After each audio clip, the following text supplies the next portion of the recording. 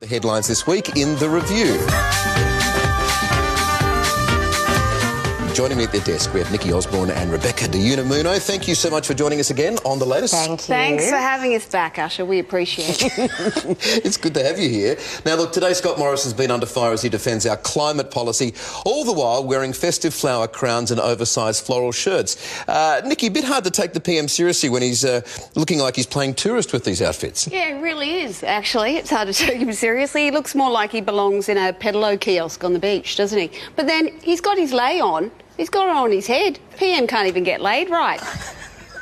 Rebecca, during this trip, the New Zealand Prime Minister, Jacinda Ardern, she's put the boot into Australia's climate policy.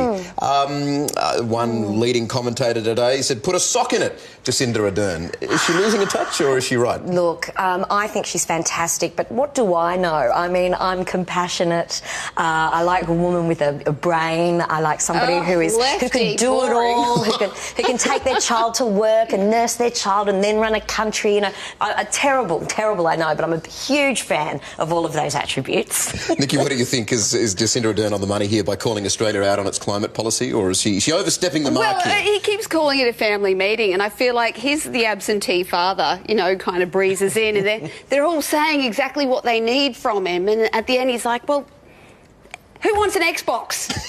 I feel like that's his offering. Look, I've got flowers on my head. All right, speaking of bad behaviour, Bali is warning tourists bad behaviour will no longer be tolerated. It follows that drunken rampage from an Australian tradie and European tourists who this week filmed using a sacred fountain to wash themselves. Beck, is it about time we started showing a bit of respect to the Balinese? I think it is. I think we need, as Australians, to be careful of what we export.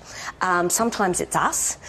We just maybe know. I mean, it's just let countries be warned. Maybe there needs to be a travel warning in place for those where Australians are going to travel to. Because I went to Bali for the very first time 2 years ago, and it's just such a beautiful... And the Balinese people are just such beautiful people. And then it's just interrupted. Come on, mate, how you going? Just happening in the peaceful environment. Yeah, it's often spoiled, I think. You can spot the Aussie coming, though, because they're wearing the bintang. Yeah, they are. And it also, it's a certain type of Aussie who goes to Bali often, isn't there? I mean, you've got the Bogans who go on their bintang wife beaters, and then you've also got the woke folk who go and do a bit of yoga and take a photo with a stray dog, and all of a sudden they're life coaches. And I mean, I haven't been to Bali myself, and I've avoided it for that very reason. However, I hear it's very good for weight loss because you get the squirts for a week. And I mean, Chappelle, she lost 4.5 kilos in 30 seconds, so she did well. Yeah, and a few years of her life as well. Yeah, that too. What was that? Just a slight bit of freedom on the side lost. Who needs freedom? What's the price of freedom? Overrated these days, isn't it? All right, let's move on to the next one. Australia could soon be banned from using names like feta, mortadella, gruyere or gorgonzola if the cheeses don't come from the region that they're named for. The potential crackdown's part of trade talks between the EU and Australia. NIKKI, shock horror. Are we going to be able to eat cheese the same if we can't call it the names that we've been used to calling it? Yeah, well, I think we'll be in trouble because in Australia we have some colourful town names, because you could end up with like a platter of Burpengary or be on in Qantas Club or something with, like, I don't know, Wodonga and crackers. And remember, we've got a town called Muff. Beck, you better take this one away. Well, as someone who's lactose intolerant, often I get annoyed at cheeses. But see, I have more of an issue. Who gets annoyed at cheeses? Because they're so tasty and they do such bad things to me on occasion. Lactose intolerance is not a fun thing. But I'm more concerned about the things that are packaged and called cheese. Because some of those processed things, you know, the ones that you could actually unpeel and throw against a wall and they will remain those stringers forever. Things. You know, those packaged... Like calling those... I have more of an issue of calling that cheese, not what region it's from. That should just be called suspicious food stuff. Yeah. When I heard this story this week, I had sort of visions of some people who do like their cheeses in certain cultural parts of our cities going, oh my goodness, what are we going to do? We won't have any more Gruyere. Yeah, you can't pull out all the fancy wanky words again. Instead it'll be, you know, I've got a few Gruyères. See what I do? See what I do there? Boom. That was well done. Doing dad jokes and you're a woman. What's going on, Beck? Gender equality, Jacinda. Well done. Let's have a look at this one. According to royal insiders, Prince Harry and Meghan's friends have stopped inviting the couple to dinner parties because of excessive public displays of affection. Nikki, these are called PDAs, I think, aren't they? Would you stop them coming to your dinner parties if they were just overly affectionate? Oh, well, look, it's not going to last much longer because, I mean, they're married with children now, and we know what happens when you get married with children. I mean, my husband and I, back when we were young and still into each other, you know, he used to say things to me at night like, I'm going to keep you up all night, do all sorts of things to you. And I'd be like, oh, that sounds so nice, whereas now it just feels like a threat.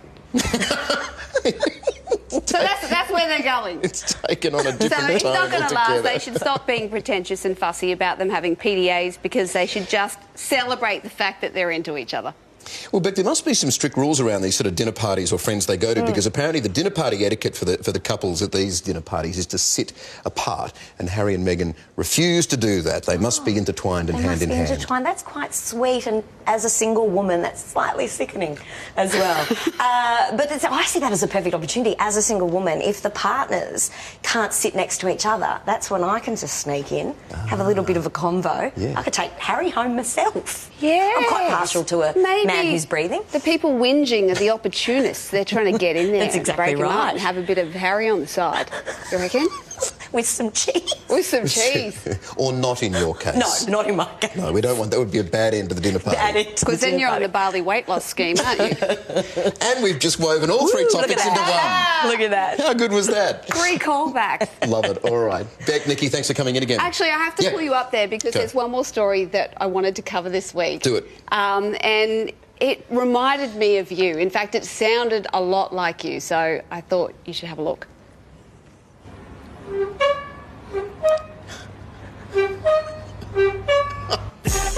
Oh, yeah. Usher. Love it. Because I can't not call you Usher. So it's going to stick now. How good's that mum with the door? She's awesome. I love it. What Well, a thank you. Thank you, show and tell. That's fantastic. Yeah, you're welcome. Bring in your own clips. Yeah, all right. And Love I'll it. just take your seat next All week. right, love it. Thanks for coming in again. We'll see you next week. Thank you.